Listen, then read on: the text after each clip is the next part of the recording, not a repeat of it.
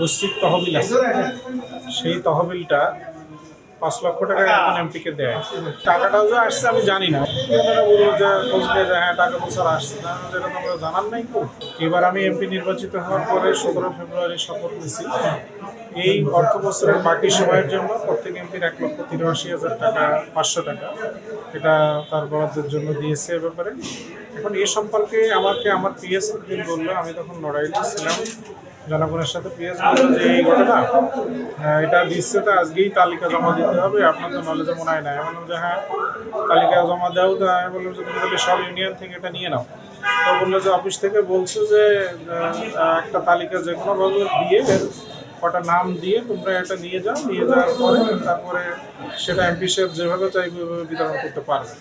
তখন আমার স্বাক্ষরিত প্যাড তার কাছে ওখানে ঢাকায় ছিল, সে ঢাকায় ছিল, তার কাছে ছিল। আমি বললাম যে তুমি একটা তালিকা রেডি করে ওখানে দিয়ে দাও, প্যাডে দিয়ে জমা দিয়ে দাও, তোমার চেনা জানা যার মধ্যে আছে সেরকম।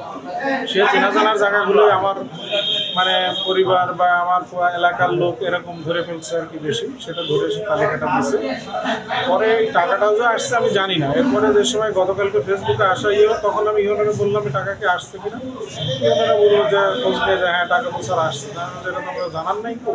তো তালিকা তো ওখানে যেটা দিয়ে আছে সেটা তো আমি দিতে পারবো না, আমার তো টাকা দিতে হবে ভিন্নভাবে।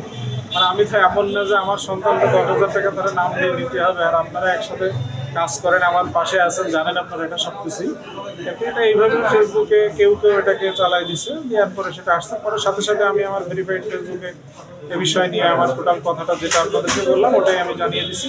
এবং আমার যে তালিকাটা আজকে আমি ইউনো সাহেবদেরকে এটা দিয়ে দিব যে এই তালিকা অনুযায়ী তারা এটা বিতরণ করবে।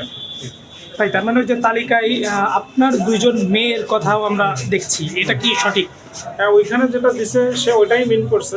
যেহেতু তার আমি জিজ্ঞেস করলাম যে তুমি এটা কেন করছো, আমি বিয়েকে জিজ্ঞেস করলাম যে তুমি এটা কেন করছো, বললো যে ভাই যেহেতু টাকা দেখা যাচ্ছে যে এমন লোকের নামে দিতে হবে যে আপনি যাকে দিতে চাচ্ছেন সেই দিতে চাওয়া লোকটা যদি এমন হয় যে একজন গরিব লোকেরই আপনি নাম দেন, তাহলে আবার সে বলে বেড়াবে আমার নামে টাকা দিচ্ছে, আমাকে দিই নাই। এই টাকাটা আপনি এভাবে নেওয়ার পরে সেটা আপনি যেভাবে পাবেন সেভাবে বিতরণ করতে পারবেন, এটাই আর কি সেভাবে বলছে। তার মানে তালিকাটা তো সঠিক।